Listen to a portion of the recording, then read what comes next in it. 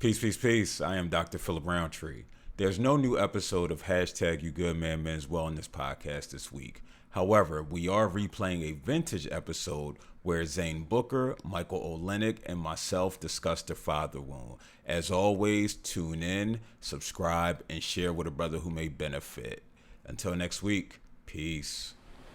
Peace, peace, peace. I am Philip Roundtree, and you are tuned into episode 54 of hashtag You Good Man. In this episode, I have the privilege of being joined by matter of fact, I'm going to leave him till last. We have the pleasure of being joined by master's level social worker Michael Olenik, and we have our professional Negro dancer, Mr. Zane Booker. I am not your Negro. Mr. Zane Booker in the building. And so, where is my mic? It's not showing up on here, so let's unhide all. Let's hope that went through.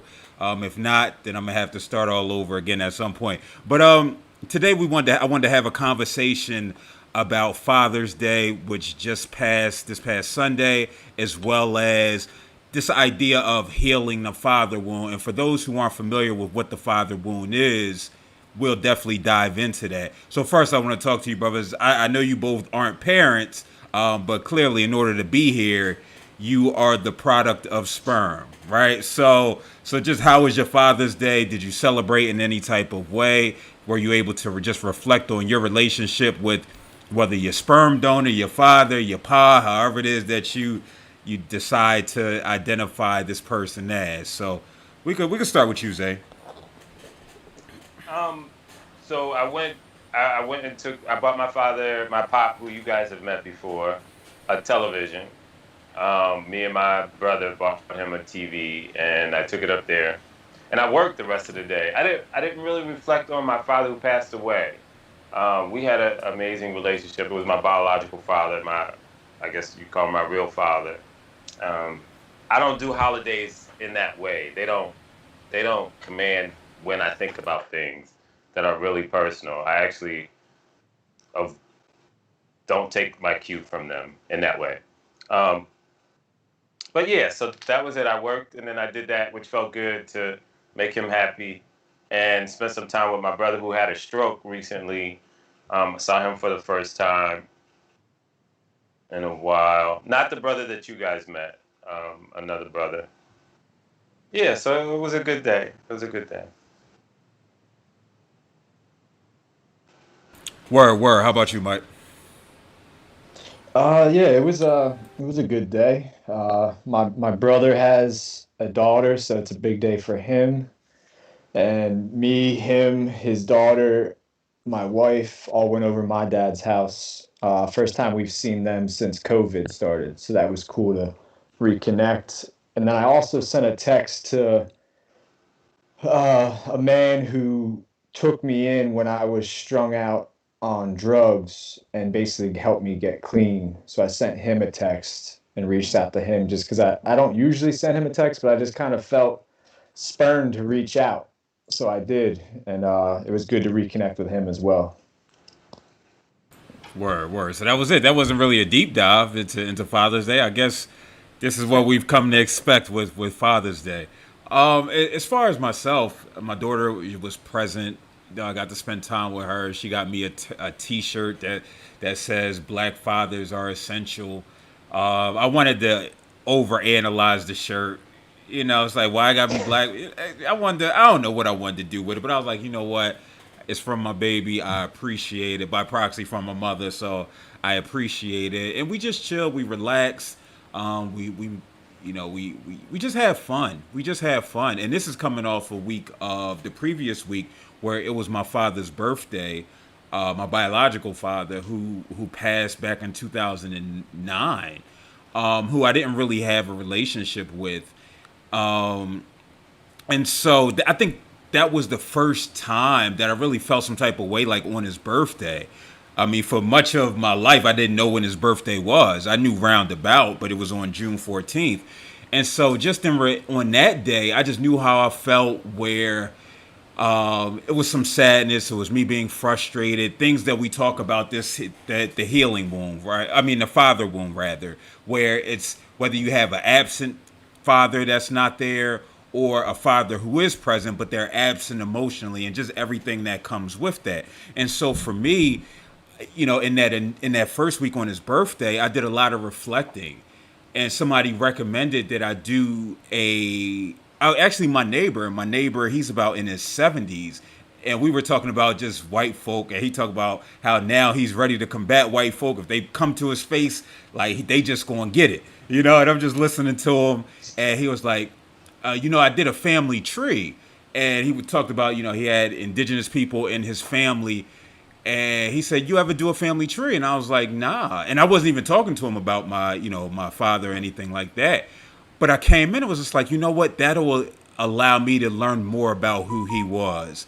And so I signed up for Ancestry, started doing the family tree, started putting it together. I canceled it before that $29 hit. You know what I mean? Because because it'd be heavy. But I think it's something that I'm gonna continue to do, just to help me learn more about who he is, because that'll allow me to learn more about who I am, and that'll do a lot to start, quote unquote, healing some of these wounds that I've acquired over time. And so, I was happy with Father's Day and just how it manifested itself. I didn't reach out to my stepfather because he and I really don't have that relationship.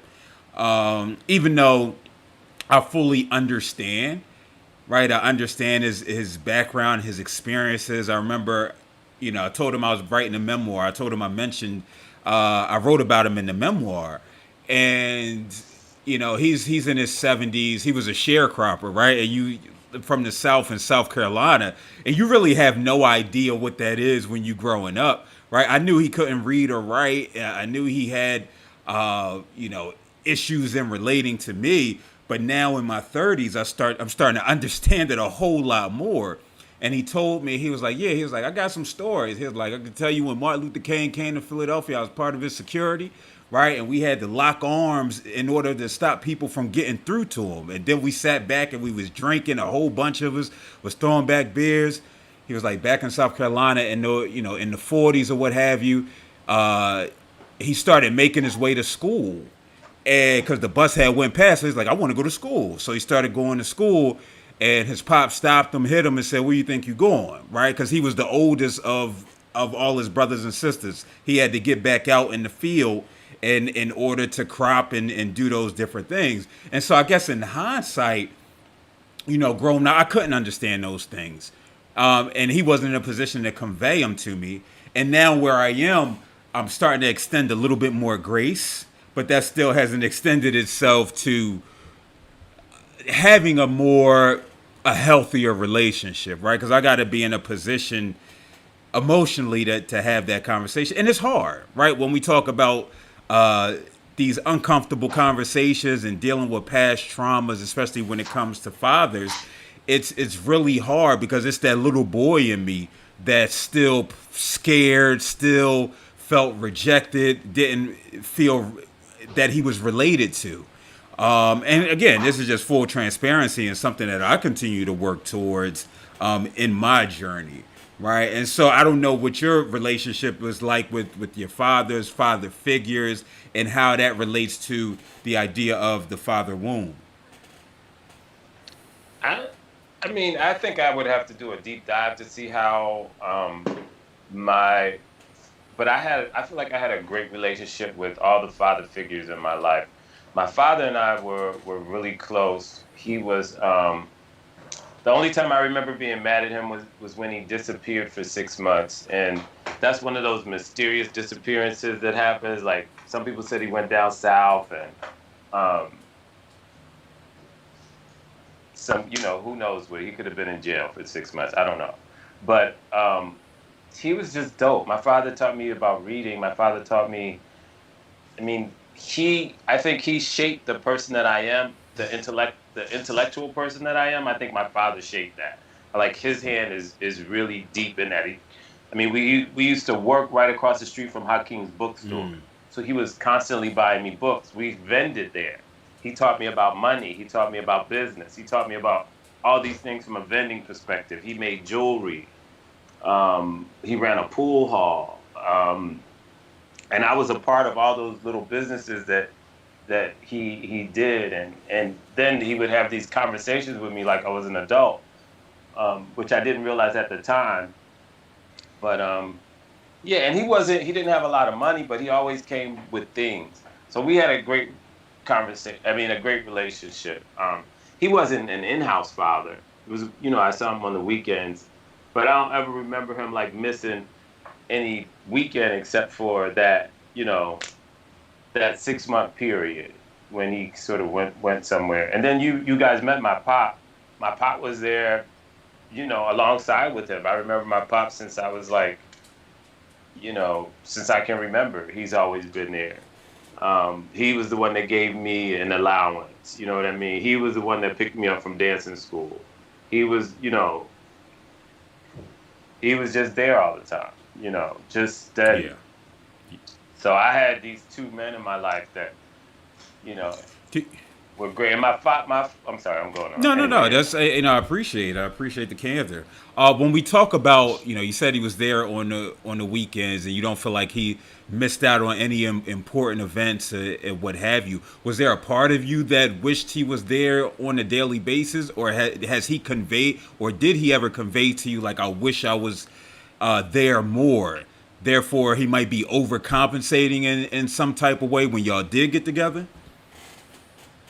he wasn't that kind of dad. My dad was like so mellow and very cool, always weeded. You know what I mean? Like he didn't have that like if there was he didn't argue. He rarely raised his voice by the time, he was raising me. He would slide through. He might show up. He might pop up. You turn up one Sunday, he'd be, at the door. You know, no, he didn't. We didn't have those. I don't remember any of those kind of conversations. I remember conversations about my aunt who was a lesbian. I remember conversations about money. I remember conversations about history. I remember conversations about. Uh, I think he understood who I was going to be. You know what I mean? Yeah, yeah. Yeah, I don't remember those kind of rejections. Like he never rejected. I remember when I told my father that I was gay, or he found out I was gay. He came and he said, "So do you do drag?" But like that, not like I don't want to see you dressing up in no women's clothes. It was like his curiosity was Yeah, really like where are deep. you at You know what I mean? on the Like scale? where you Yeah, at on this scale of gayness and stuff. yeah. And I remember one time we went out to dinner, and I was drinking before I was of age, so I ordered a Long Island iced tea. So we had the thing. We went all through dinner, da da da, da, and he called me like the day after or 2 days later. He was like, "You're not an alcoholic, are you?" And I was like, because I'm like maybe 17 or 18, I guess, and Long Island iced tea is like this has all those liquors in it. So I guess that's what he tell you. So no, so I don't remember us having those. We always had like these deep dive conversations that I was probably too young to be having, and I probably spent mostly listening. You know what I Yeah. mean? Y- But no, I don't remember. I don't remember that. What about you, Mike? Yeah, I can kind of relate to the way you were talking about your stepdad and looking at it differently now than you did then. Like my dad was raising two boys uh on his own since we were 6 and my brother was 4. So he was a single dad, which means like he was at work most of the time. So what he taught us was like self-sufficiency. What he taught us was like take care of the things you got to take care of. And the other thing that really most of his teaching came through is my dad's a tennis professional, so he teaches tennis for a living. So me and my brother, that was how we got taught through sport, which does kind of like play into the idea of like my main go-to in life is like pick yourself up, keep going, stay motivated, stay hungry. Uh, Whereas we didn't really have conversations about emotions, about feelings. about really anything. Like when I hear Zane talk about deep dive conversations, I can't think of a single deep dive conversation that happened between me and my dad as I was growing up. And then things kind of like spiked when me and my brother were both caught up in drugs, and my dad was trying to deal with that as a single father, and things got like things just weren't good. Like my dad had said to me, like, "You're dead to me. I don't have a first son," right? Mm. So like I've experienced the wounds that I caused him through the wounds that, like, in a way he was causing me and my mom was causing me. And but now we've really started to establish a relationship where we do have more deep dive conversations, where we do talk more about things. And he's like shifted from like Mr. No feelings to Mr. All the Yeah. feelings.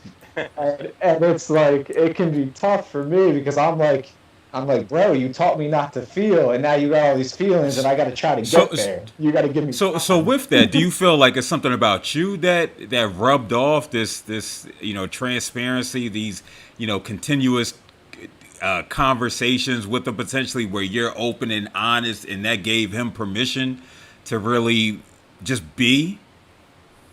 Yeah, I mean, I think me and my brother both getting clean and both getting off drugs and like being clean for a while and him seeing that change in our lives has definitely like made him closer to. And then like me coming out as bi 3 years ago definitely also increased like his ability to like see that he can talk about things too. But at this point, I think he's actually passed me in talking about feelings, and I have to catch up to him Yeah. now. Yeah, I wonder if it's because they have so many years of pent up thoughts and feelings and emotions, and then once they feel like the opportunity is safe, where they can just be expressive, then they are Mhm. right. I wonder how they are around their friends though, right? And around others where it might not necessarily feel as safe. Like I don't have you either one of you experienced that? Well, I know yeah the way you call Pops Zane. I know when he comes, he's open and honest around us. Do you attribute part of that to you and just who you are and your openness? I think that's in my mind. I've always equated that to an Aquarian because we're both Aquarians, and I always felt like that was our connection because he's very verbal. Like you can get into a conversation with my pop for a very long time. Like, and he's an observer. He's a long stew. You know what I mean? Like he'll stew on something for a long. He'll think about something for a long time. You know what I mean? He has a different way of seeing the world than my dad did. But my pops, they're very different. They're very different. But my pops is, I don't know if I can attribute that to. I tell you one thing that did happen, and I credit him for this, is when I was overseas and I had stopped coming home because I wasn't quite out yet, and it was Christmas, and I called home. I was like, I don't know if I'm gonna come home. I'm in a relationship, and he was like, well, bring him home, and we actually stayed at his house because I think either my house was too my I think everybody was living in my grandmother's house at the time, like my mother, her brother, my grandfather. Like that house was really crowded, and yeah, we stayed there. So I don't know if I made him open. I think he was always open. I think our both my fathers would had no problem having conversations. You know what I mean?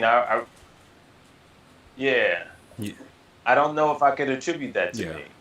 Yeah, that's interesting. That's interesting. So yes, go Yeah, and ahead. Sorry, Mike. Go ahead. yeah, no, I'm just gonna jump on that. Like for me, I don't know if I can attribute it solely to me because when I watch him, like I now have a younger sister who's only 13, right? So and he's remarried. I've got a stepmom, and I watch how he is with her, and like some of the like essential ingredients that he was as a dad to me are still there, but it's like the edges have softened. So I don't know if that's necessarily me or the fact that like he's not alone in it. He's got a wife that's helping him raise this kid instead of it just being him, right? And having to deal with like my absentee mom, he doesn't have to deal with that in this situation. So like maybe it has something to do with like my more willingness to be transparent, or maybe it's just like he's achieved a better placing himself through like the scenario that he's in now, and he's realized like he doesn't have to be as stressed out or as focused solely on like getting money so he can pay for the rent and pay for our food, right? He can actually just pay attention to his daughter and raise her and not be stressed out. Word. So yesterday during the men's group that we had, and we had this exact conversation. Some of the themes that popped up were just this ability to be affectionate, right? The ability to be affectionate, where we're talking about hugs, we're talking about kisses, especially with their sons, the brothers who were talking, and they just found so much difficulty in getting past whatever they were taught and how they were conditioned to get into the point where they were able to be expressive in a physical manner with their children. So what are your experiences with that? And either can jump in. I feel like I'm saying like, oh, that wasn't my experience to everything, but that wasn't my experience. Like me and my pop, we hug.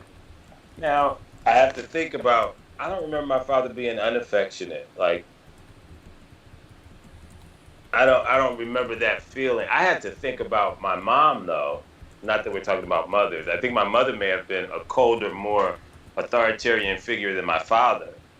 But I don't remember a non-affectionate father on either one of them. Now, my grandfather was not an affectionate man. Yeah, I mean, there was being in the house I grew up in with him raising two boys and no mom there. Like, there was no affection in our household. Right. We didn't hug. We didn't say I love you. Like, yeah, there's just, and like, I look at me today and how I react to touch in general, and like, I recoil from touch. Like, I'm like, what are you doing? Why you touching me? And like my wife has to deal with that. Like, so like, I have to like relearn what touch is, right? Because the main thing that was absent in my house was a sense of care, right? Like that sense of warmth or that sense of I've got you. And like it truly concerns me as like becoming a dad. Will I be able to do that? Right? It's one of the biggest fears I have about becoming a parent is like, how do I get past all this miswiring and get to a point where I can be affectionate? Because I struggle with being affectionate with anybody. Yeah. No, I go ahead, Zane. No, I was gonna say that's an odd way. I've dated somebody who was like that, and my love language is cuddling and touching and affection. Like I think there must have been a lot of that in my life because that's how I trade. You know what I mean? Like, but it was only when it was time to get busy. That was when any touch started to happen, and it used to annoy the crap out of me. Mm.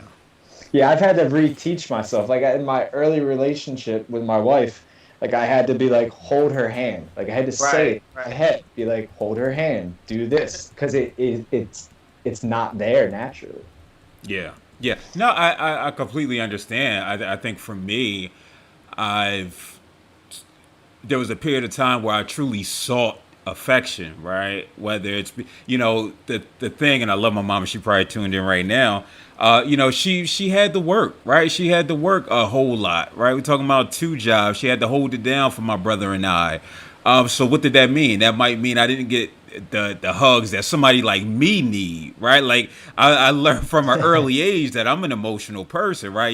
Y'all see how I get in my emotional and sensitive bag. That's just what it is. And so I found myself in my later years starting to reach out in my relationships, and I needed that type of attention, right? I needed that physical touch in order for validation purposes. Like we talk about our love languages, but I wonder how many of our love languages stem from what we were devoid of from when we've grown up, right? You talk about gifts. I wonder how the person was. Were they overcompensated with gifts, right? Or did they not receive gifts? And so I know for me in these relationships, especially when it starts to get to my daughter, there was a period of time I had to try and hug her like 100 times a day.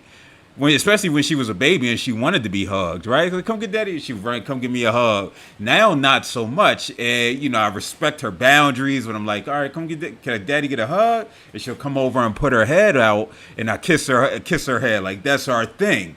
But for the longest time, I would be frustrated that she didn't want to give me a hug. But then I had to recognize her boundaries. I had to recognize that she's her own person. I had to recognize that what was this stemming from, right? This was stemming from the lack of hugs that I might have gotten from my mother in that aspect, or just the lack of attention from my father at all. And so again, it's the work that we do to try and heal these wounds. Again, I know my mom probably like when I used to leave therapy, I would call her and I'd be like, "Mom, what's up with you?" Right? She's like, "Oh, what did I do wrong now?" And I'm like, "Nah, it's all love, right? I got, you did the best that you could with what you had." I think it's when I became a father, I truly recognized her as Rachel and not mom anymore, right? Like I recognized everything that came with that. That she's just the person trying to figure it out. And the more I understood about her background, the more I understood how she was. But it took therapy, right? It took a lot of therapy. It took conversations with you brothers. Y'all have been in groups with me where I've talked about my daughter. Just last summer, I'm like, yo, forget it. I want to throw this whole fatherhood thing in the trash. You know what I mean? Like, and I threw it in the trash for like 4 hours. Like, forget this, man. I'm out. But then you get convicted and you just feel it, and it just changes how you showing up. But it definitely impacts our relationships and our ability and how we want to engage emotionally and physically. Now, another theme that popped up was this idea of overcompensating. Do you find yourself overcompensating in any way in your life that's directly related to your relationship with your father? I think I could probably connect those dots. I was just thinking about it as you were talking, and I remember a point in therapy when my therapist was breaking down my relationship with my mom, and he was like, even though she was present, there was something that was being withheld in terms of either her working or her she had issues with alcohol, and so probably that same thing came up. I do overcompensate. Like I work really hard. I work hard to be the peacemaker, and I think maybe I felt like it was my fault that my father and mother weren't together, or I didn't consciously think about that, but. And I'm sure I missed my father a lot. You know what I mean? I think that 6 month thing was where my wound happened. Because I was really, really angry. You know what I mean? He was just gone for 6 months with no explanation. Um,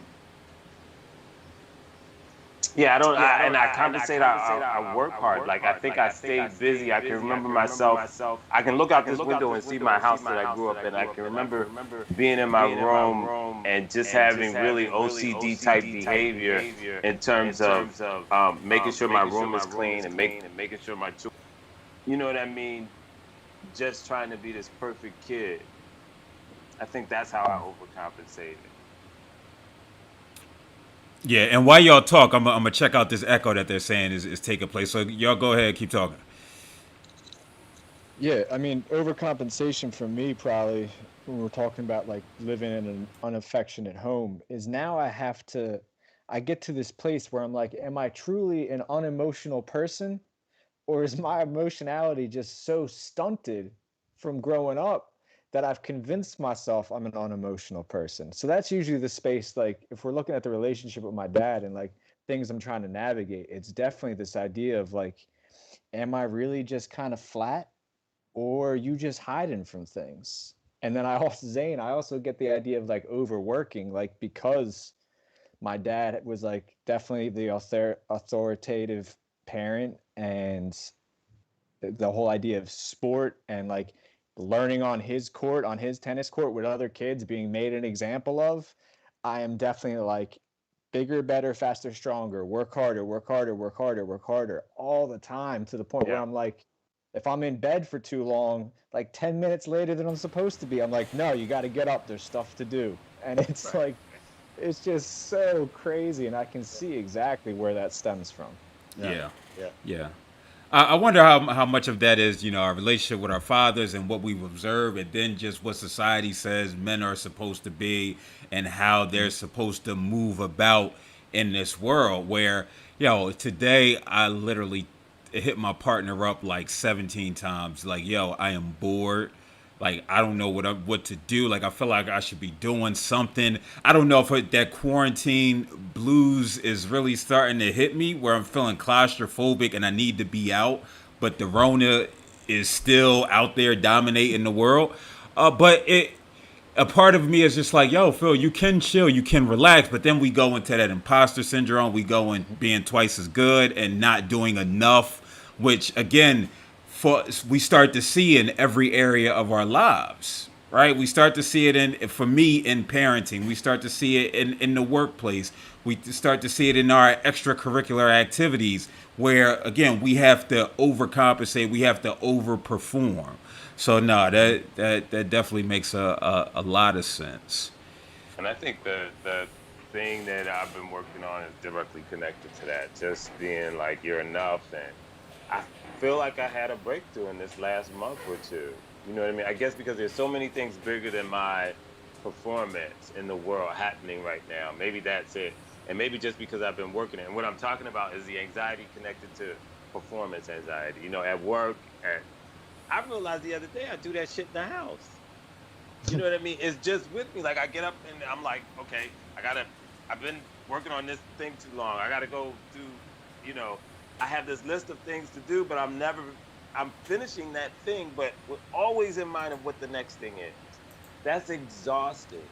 It's like Hmm. physically exhausting. And I'm tired of being like that. And So how do you work through that? I mean, one for me is a lot of breathing and a lot of releasing tension in my body. And I've been through a process. So the first process is to write a list and realize that you get what you get done and you don't have to finish it. And that worked for a while. And now it's really just taking my time and letting myself finish like, for instance, at work. I basically know what my routine is. And I don't have to hold all the things I have to do in my head at one time. I can basically, do the thing that I'm doing and not worry about if I'm going to finish the next thing or not. And Yeah. and relax inside it. Like I really like one of the jobs I have to do, I have to change salads and the thing, and then I have to wash dishes, right? So sometimes I'm like, I don't have time to wash dishes because that was the old day. Like I have to do this, and this. And I had two freaking pallets today, like two skids and a half a skid that I had to broke down. I broke down everything without stress. And I was so happy to be in that space. Usually it's like I cut out all the small things because I know I have this big thing to do, and the tension of trying to move fast. Mm. It's a concept in your brain that you have to have a certain amount of energy to move fast. Is no, actually, if you calm down, you're actually moving slower. You know what I mean? And I have to go back to my performance days when I would have to really zen out before I went on stage so I wouldn't freak out. So you almost build this slow motion in your mind so that you don't freak out on stage. So like you can hear and see and hit your dot and be on your leg and do all those kind of things.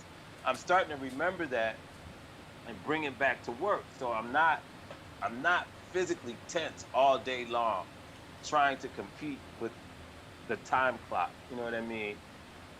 And Yeah. finish a 20 list thing when actually if I do 10 of those things, I've outperformed like 90% of the maybe. Yeah. Yeah. Yeah. So and just to pivot a little bit, I want to get in because people are probably still wondering like what exactly the father wound is. So again, it all stems from the relationship with your father, whether they were an absent father or if they were emotionally absent, but still present. And so some of the ways that it manifests itself in adulthood is we're talking about low self-esteem and low confidence. And this is not only, we can see this in children as well. It might be even more pronounced in children. But then again, when we see how some of these adults are moving out here, right, we can say it's extremely pronounced that, their relationship with their father is leaves much to be desired. So low self-esteem and low confidence. We're talking about anxiety, talking about low mood and depression.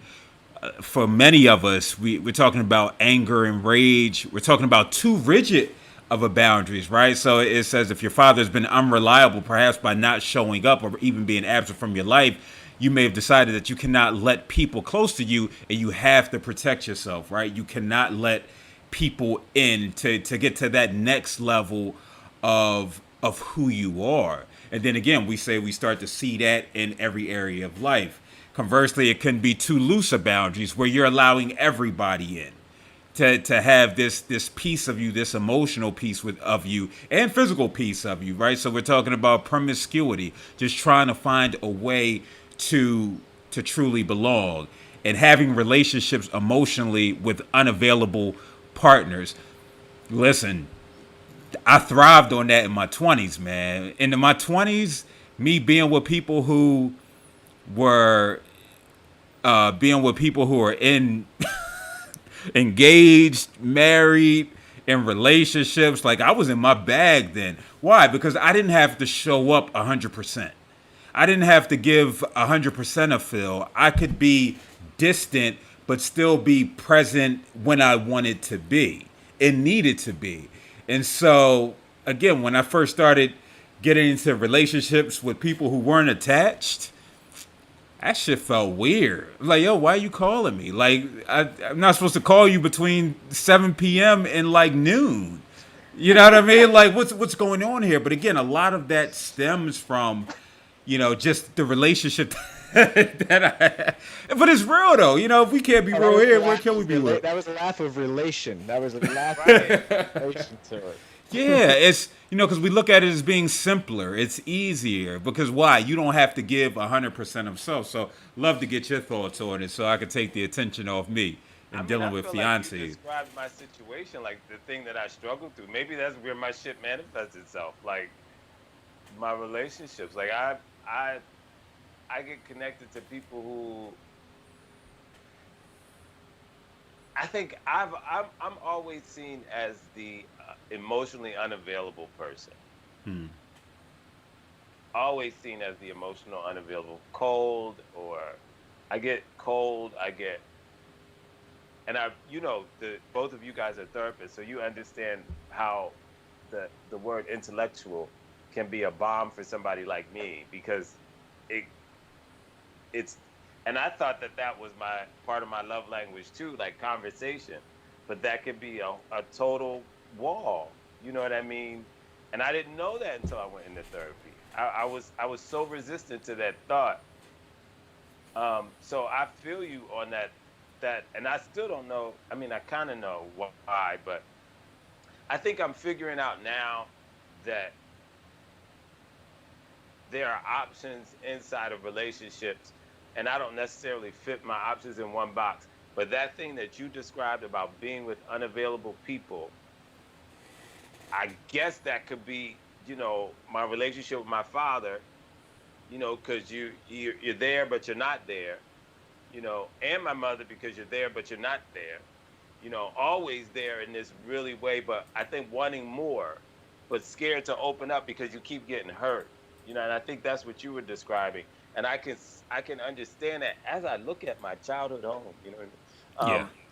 I can understand that. I can really connect that because you love this person, these people so much, your parents, and then they're there and they're not there. And then when you're gone, you're in the house alone and you're feeling all these things, but I don't know how to verbalize that.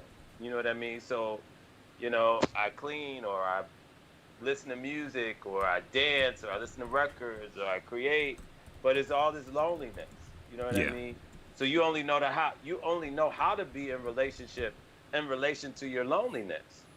You know what I mean? Like that comes with you, and I'm just sort of feeling that might be why I'm single. Not to laugh at your situation, but I'm glad you followed it up with a chuckle. How about you, Mike? Yeah, I like how Zane brought in the idea that his father wound's very similar to his mother wound, right? Yeah. Because my whole like growing up as like a disgruntled teenager who thought my dad was ruining my life. Really, I was angry at my mom for not being there, but he got the brunt of it. And but really because he was working all the time, it was still the same idea of like, do you see me? Do you hear me? Do you care for me? Like that whole idea. And then being taught like from a very early age, talking like from the age of 6 on to self-soothe. Of course, my wound is like, I don't need anybody. Yeah. I'll take care of me. I'll take care of my emotions because I don't have any. And like this whole idea, when really on like a deep level, I'm just screaming, care for me, love me, see me. But due to the damage that occurred and like the sense of trauma and the feelings of abandonment, it's harder for me to say that in today's world with actual people I'm in relationships with because that fear is in the background of it. Right. You're Yeah. still gonna end up in that space where you're not being cared for. So just reel it back in. And listen, I'm somebody that screams at others, be vulnerable.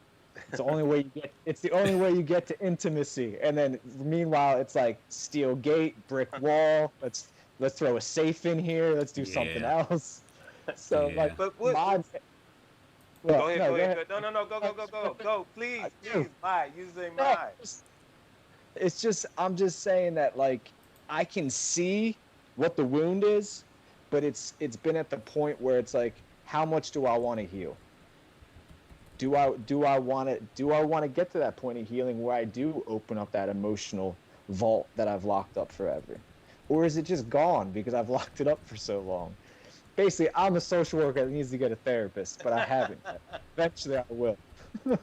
I think Yeah. that gate is hard though. Like I've I've I've done things that I think were being vulnerable and being honest, and that even that language is like, because I talk in innuendo a lot. Like you assume that people get what you're trying to say without saying it, so that without being hurt. Like I just I called you 3 times. You know that means I like you. Don't you know that?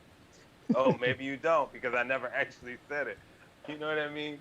Or whatever version of that is.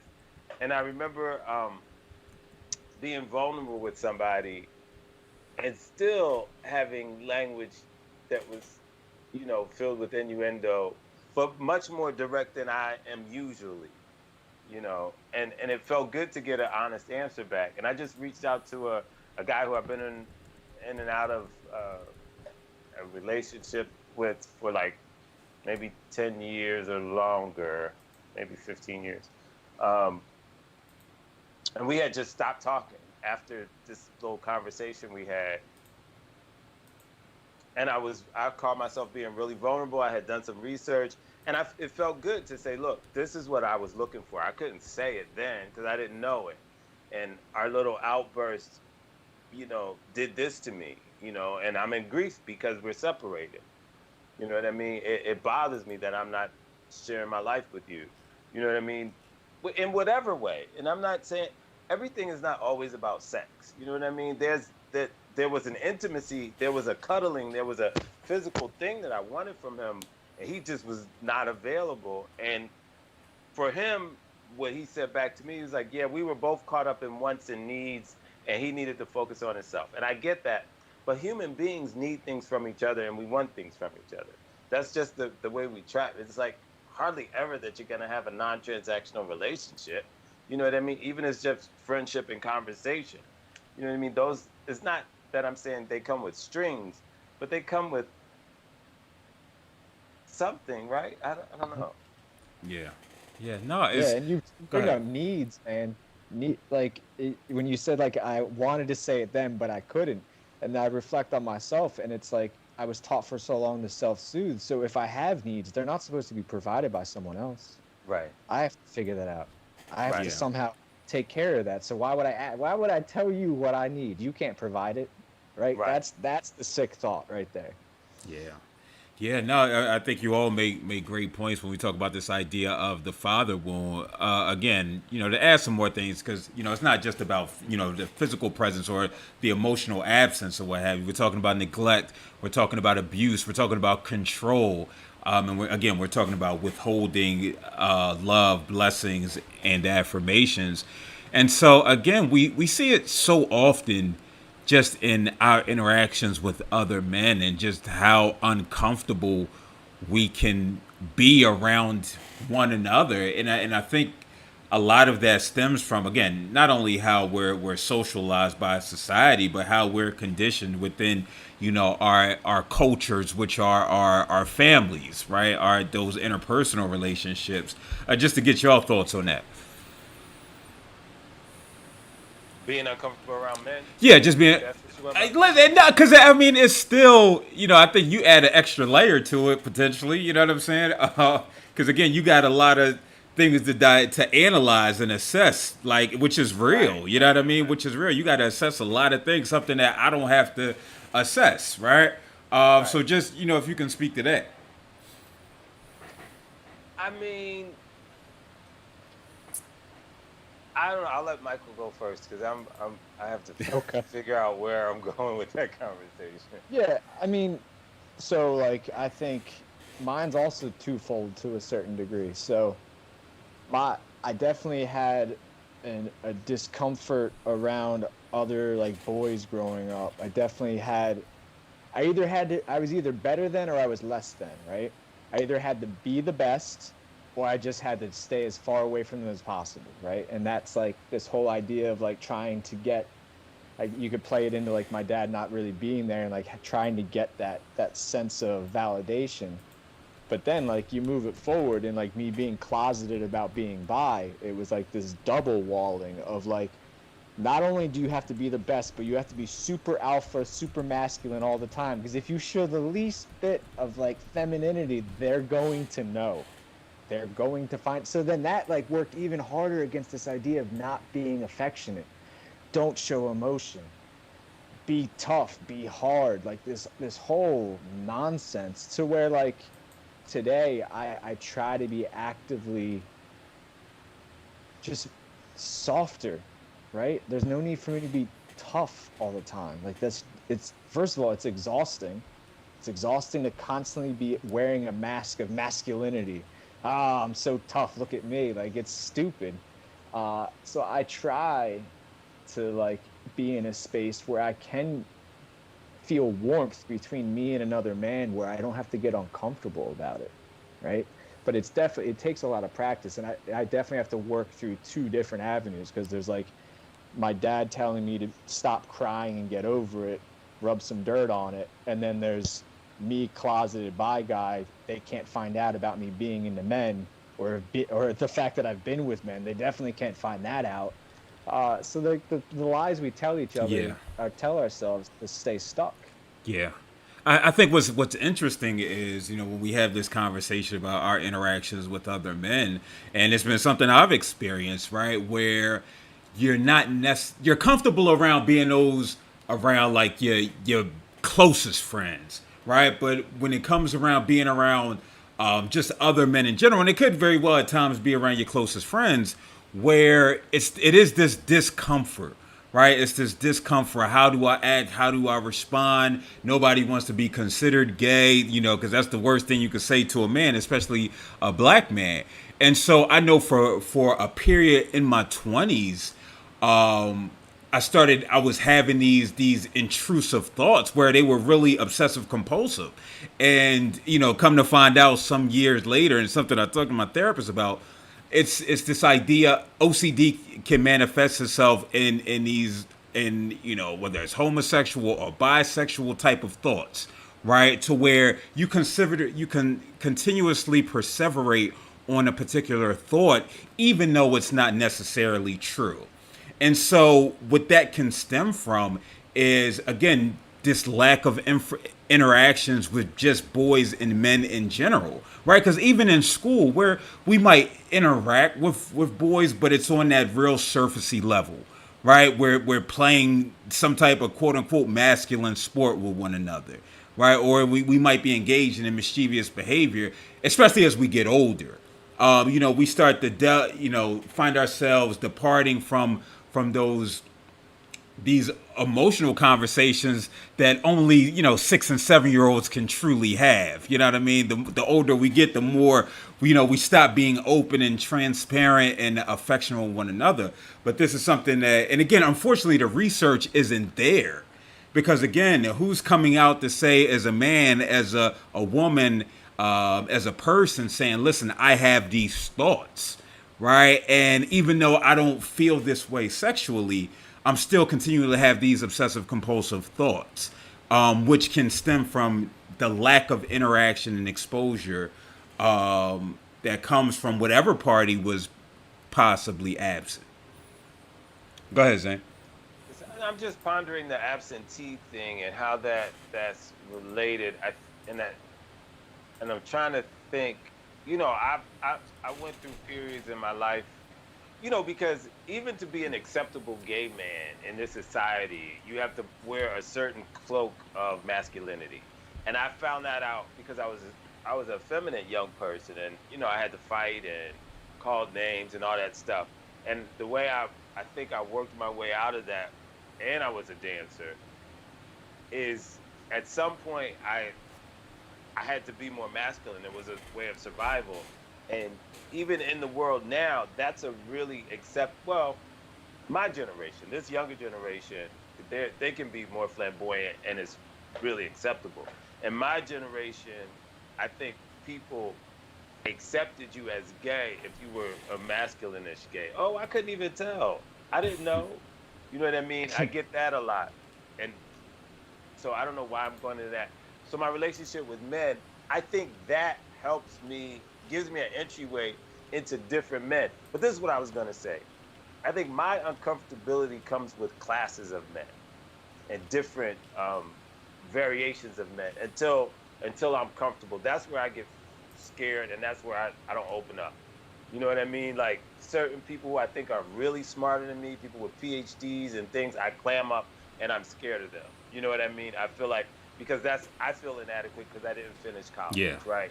And then guys who are really from the street, I feel like I'm never going to have that information, like that education, that way of moving in the world.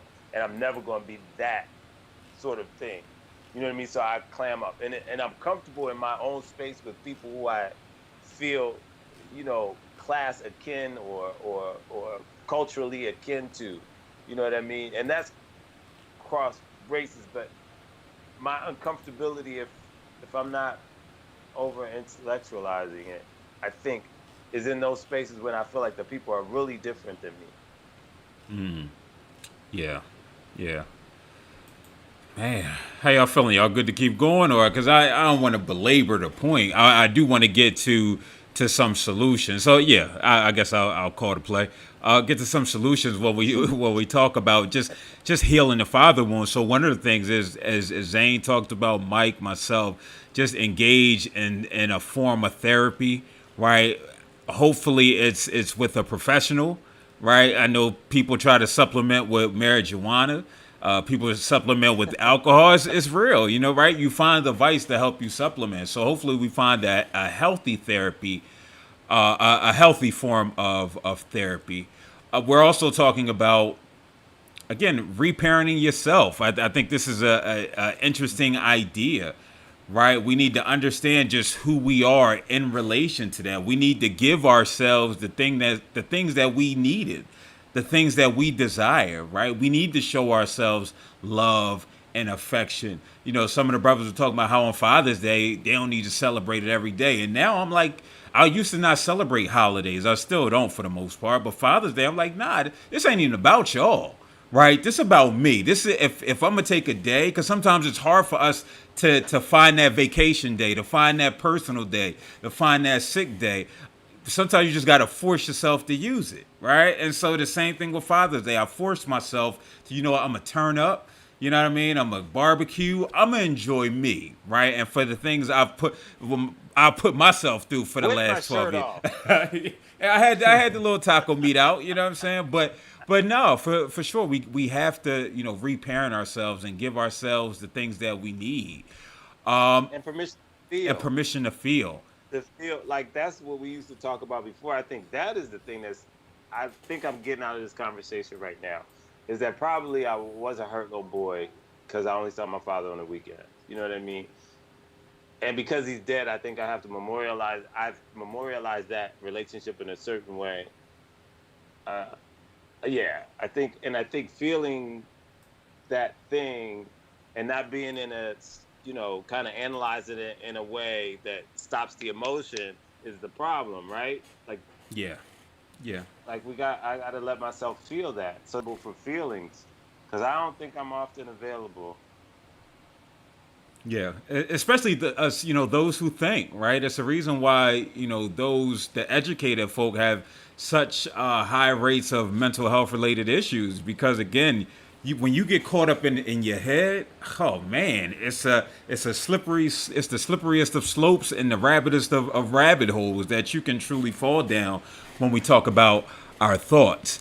And so Yeah. also, oh, go ahead, Mike. Go ahead. No, I was gonna say on the line of permission to feel. I think like by the way I grew up and dealing with two parents that were both kind of not there in some way, it taught like little me there's something wrong with you, right? So a big part of my healing process is really just because still to this day, 33, almost 34 years old, I have to remind myself there's nothing wrong with you.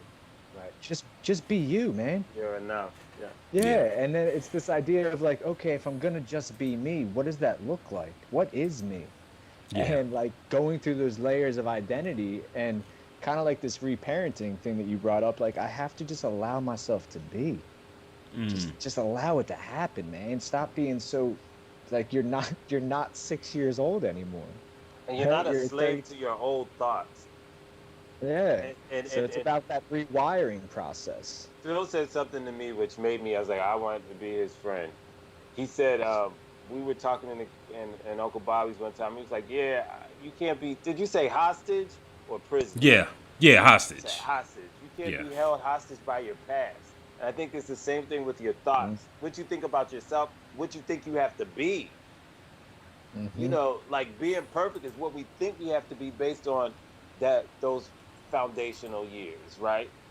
Yeah. And Yeah, we have and to get beyond the trauma that happened to us because our right. parents weren't able to be perfect parents, just like everybody else. But we have Right. Yeah. to somehow process that trauma, put it to where it is, and move forward with it. You know what I Right. mean? Right. Word, word. And so the last thing is something that, the reason why, I guess it was a byproduct of why I started You Good, hashtag You Good Man wellness groups.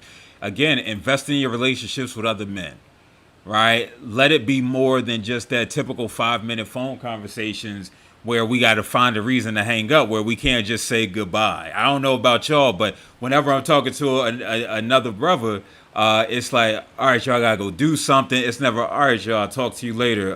Bye. Right? It's always got to figure out a reason. Again, the conversation can't go too long unless somebody's in some type of trouble, right? So again, investing in these healthy relationships with men, allowing yourself to be friends with adult men, right? For so long, we preached this idea of day ones and no new friends. And then I meet y'all brothers. It's like, no, I need new friends if I desire to get to where I want to get to in life, right? Whether it's career wise, Mm-hmm. whether it's socially, emotionally, I need new friends. I can't avoid, having healthy relationships with men because it adds value to my life. So, and I'll let y'all brothers talk on that before we end. I completely agree. I mean, I think my fear around getting close to people is also my fear around falling in love with people who are not going to reciprocate that. And I thrive most when whatever relationship I'm in, it's it's reciprocal, like friendships or love relationships or anything, where I'm caring about you as much as you're caring about me. You know what I mean? Like you want to hang out with me as much as I want to hang out with you. You want to see me as much as I want to see you. When that thing starts to become one sided, Yeah. So I definitely value, and it can be, you know, as limited or as grand as either person, but Yeah, yeah. How about you, Mike? Yeah. Yeah, I mean, it's funny because if I look at like me growing up, like I didn't have close guy friends. Like all my friends were girls, like all of them, right? So I think like growing up, it set up this kind of dilemma where I always felt apart from guys or didn't want to like get too close because something might happen. But one of the reasons I started participating in the You Good Men group is because I wanted to invest not only in friendships, but invest in relationships that were worthwhile, which is not something I don't think I really believed in growing up. But like now I can pick the people, the men I want in my life, right? I don't have to just be friends with people because they're in the same grade as Yeah, me. Like I get to go out there into the world and be like, no, no, you're about the same kind of perspective that I'm about, and you're about something. Let's yeah. talk. Let's do this. And I think You Good Men really helped like create that space for a lot of people. Word. yeah, yeah, most definitely. Word. Appreciate you. Listen, man, I appreciate y'all brothers tuning in. I appreciate those who watch this episode. I appreciate you all. I don't even want to get into NASCAR. The FBI finding out that that noose, what, it wasn't a hate crime that was in Bubba Wallace's garage. No, that the noose has been in that garage since October 2019, and so I'll talk about that. So was your theory right that it was Bubba's news? It's not Bubba's noose, but it's somebody from NASCAR. It's NASCAR being NASCAR, right? It's still hate, even though FBI can't call it a hate crime towards Oh, Bubba. It's still a hate crime because what other reason would you need to have a noose for? Going around, like, why do you need a noose in general? What are you pulling? I'm not quite sure, right? I'm glad the FBI can figure that out, but can't figure out the lynchings going on across America right now. But that's fine. That's an interesting topic. That's an interesting conversation. I got like 6 minutes to go into it. Again, I understand this heightened sense of awareness and skepticism rather when it comes to black men who are hanging from trees, because it's this idea that of all methods of how, for one to die by suicide, why would they choose the one that's the most egregious method of death in black history? I get it, right? I get it. On the other hand, and on the other hand, folk haven't been taking suicide serious anyway, so they have no idea that hangings is one of the most common methods by men outside of suicide by gun, right? As far as the tree, and it's not even me playing devil's advocate. Yeah, as far as the tree, am I going to hang myself in my home, or am I going to go somewhere that's stable? If I'm not feeling heard by anybody in particular, part of that, of me hanging myself outside, would be to garner some attention, to garner conversation I might not necessarily felt that I was receiving. And so I can't be quick to jump and say it's lynchings, right? But what I will say is it requires due diligence. Because then when I see, I believe it was in Missouri, where the guy's in the back of the police car handcuffed, and they said he died by suicide. Now you just trying to pee in my face and tell me it's raining outside, right? And so those are just egregious that we know. These other ones, yes, they deserve full deep dives, because I don't put it past anybody. But it also brings to light the conversation of male suicides just in general, because people are going to continue to hang themselves, unfortunately, right? They're going to continue to die by suicide. So I just had to get my thoughts out with regards to that. So could be lynchings, right? And if the coroner has to lean towards, and then we know how the coroners are, they agents of the state, right? We saw that with George Floyd. So again, when I say I get the skepticism, I'm all for it, but I just don't want to. well, what was the article? What article do I need to read or help Oh me man, it's find so the many. It's so specific? many of them within the last 2 weeks. Like the Root, the Griot. They not paying me for this, but you know what I mean. You could Google. You could just Google black male lynchings, Lynchings.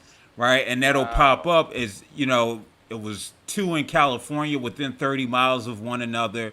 Ever since this George Floyd incident, It was one in New York. It's been happening in different places. But again, everything that's black is under a microscope right now, right?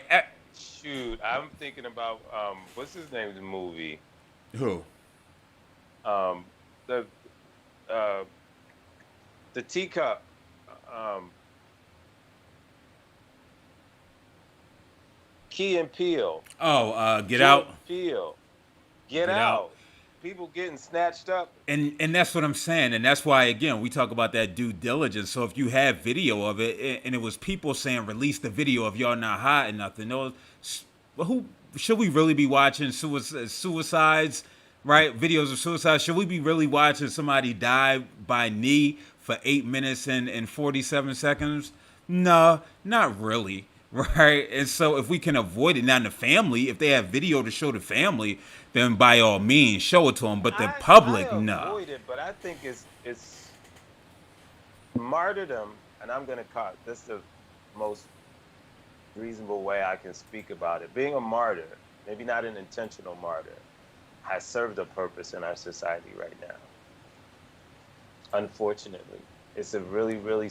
My heart is so heavy when I watch it. I have to detach. That's why I don't know about any of this. Like I would have had, if you had bought this, I would have had to prepare to have a conversation about it because I'm not engaging in the daily. I'm trying to do other things, you know what I mean? But I'm not engaging in the daily weight of it.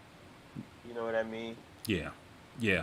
No. I'm trying to, like I was talking to Michael earlier, I'm trying to build my mind and build a future. But the thing that I'm saying, I'm just like, yeah, that could be happening. People would get snatched off the street. Yeah. I saw it in the movie. Yeah, yeah. No, it's real though. Like these things are these are legit concerns that people have. And how do you tell a people who've been marginalized and disenfranchised and murdered for hundreds and hundreds of years that they can't think about this as lynching? And that's why I'm able to extend that grace for it. But then if we're going to have this conversation, then we really need to have this conversation about suicide in general.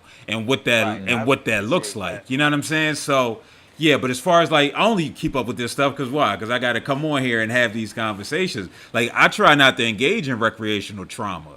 Right. Great way to say. So yeah, no, that's real. Well, listen, man, I took enough of y'all time. I appreciate y'all. Until next. I gotta watch Watchmen. And they not paying me to say that. You said Watchmen? It's free. Yeah, we gotta. I'm telling you, we gotta dig. That's into what was. And so again, man, I got a couple things on my list. First, like my mom, and I guess maybe this shows me like the advocacy that I'm doing. Like my mom hit me up. I'm gonna see if I can find her text real quick. Like, this was on Thursday. She sent me like, Disclosure comes out tomorrow on Netflix. Subject matter focus on transgendered education for the community. Directed by a transgendered director. I know your advocacy includes this population. And I'm just like, at first I laughed at it, like, but then it's just like, you know what? A year ago, I wouldn't have been able to get that text because I might not have been feeling comfortable enough to stand in my truth and have these real conversations about people who matter. Right. Mm-hmm. And so if we're the ones who are, committing these atrocities against the people like trans people or non-binary folk or women, then again, it's up to me to be able to have these conversations, like, going to the walk that Mike went to. Again, if it wasn't for Corona, where we're honoring Breonna Taylor and bringing knowledge to the things that trans women experience, it's because these things are important, right? These things are important, especially if we're having conversations about humanity. You know what I mean? Like, people want to be selective with their humanity and where they give it, and they allow a whole bunch of other factors and influencers to influence how they show up, right? Whether it's religion and the Jesus piece, you know what I mean, or their friends, their parents, like everybody is conditioned, which impacts how they show up for humanity. And so if I could do my part by, again, saying, having somebody on my podcast or show or going and speaking and talk about, I wasn't always in the know. I sat there for like 15 minutes today. A brother asked me about what identifying males meant. And I wanted to make sure because I said, listen, I still have some slots open for those who identify as male. And he didn't understand what that meant. And so it's just like I want to present this in a way that's going to not antagonize him in any way. You know what I mean? Not alienate him in any way. Because if I come, brother, yo, you got to go hit Google, right? How don't you know? Right? I had to say, how can I make this the most efficient and effective? And then that gets into my conversation about some of these gaslighting posts where it's like black men don't give a F about black. And then that just take me there. If we could go there briefly, I don't know if you heard the J. Cole No Name song and back and forth beefs, and it's just this idea about when are men allowed to have conversations and let somebody know, let a woman know, or somebody who identifies as a woman, that hey, your tone isn't how you reach me, right? I think we get so lost in the optics, right? The optics of it all. Because yes, on the surface, when we look at it, yeah, we need to do more for black women, for trans women and trans folk and non-binary folk in general. But that still doesn't mean because people who identify as how I identify have been treating y'all like ish, right? And maybe at a point in my life, I wasn't as open to some of these ideas. That doesn't mean that I can't let you know and say, hey, listen, your tone, how you're coming across, it's alienating me and it's alienating other people. If your goal is indeed to have black men be protective, right? And step up instead of not sitting down like we've done for so long. So, you know what I mean? But I understand the place that it comes from. And that's why we show the grace, because again, you got Dominique Remy Fells that was murdered. We got, these Breonna Taylor, who's, at the march, it was like 100 black men, maybe, if that. But the day before at the Black Men's March, it was hundreds of black men out there. You know what I'm saying? So I get where it stems from. So that's just my little rant. Because I keep seeing these Facebook posts in these times. Haven't they earned the tone though? See, again, what is your goal? And I think we have to look at it with when we talk about goal. Because, again, I can't tell you how to respond. I can't tell you how to react when you've been oppressed for so long. It's just like black folk. You know what I mean? But I can let somebody know, listen, if you screaming out F black men to me and y'all ain't ish and y'all don't hold me down, and you're talking to me specifically, you're not going to reach me that way. Right. But that goes back to the Nikki Giovanni James Baldwin conversation when she was in a deep passionate conversation with him, trying to say, look, how do you separate your oppression from your woman? Like, how do you have a relationship with your woman and defuse that thing? You know what I mean? So yes, you can like, we're trying to figure out our trauma. It's time for us to figure out that the way we're relating is related to everything else, and that we have a say in how we relate to women, how we relate to trans people, how we relate to non-binary people.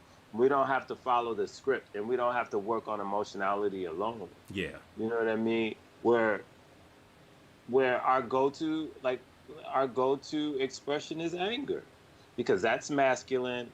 That's fits into the norm. That's how we can express ourselves. You know what I mean? You can't really be in any other space and be a man. I mean, anger is also like putting it on the side of like women having an angry tone or trans women having an angry tone. Anger is also the result of screaming into the void for years and getting nothing in return, Facts. right? And I also think that, like, to like put a spin on this, right? I'll put it in how I process some things sometimes. Like, being a white male, right? I justify anyone's anger towards me based upon my physical representation.